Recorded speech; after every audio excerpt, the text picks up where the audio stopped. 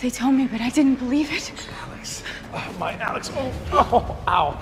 Episode 214 is called Homecoming, and it features the return of Jeremiah Danvers, played by Dean Cain.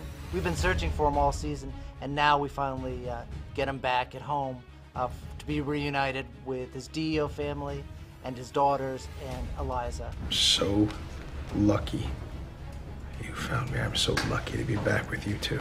It's more than luck. What do you mean? Kara and Alex are so excited, of course, that their father is home and they have this wonderful family dinner.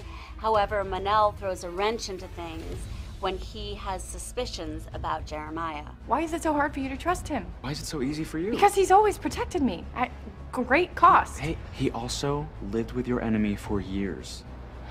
They forced him to keep Henshaw alive. What makes you think that they're not forcing Jeremiah to do something now? Monel's rift with Kara grows into a rift between the two sisters because Kara ultimately agrees with Monel and thinks maybe something is not quite right with Jeremiah. What did you just say to my father? And now he's just gonna go right back to the DEO.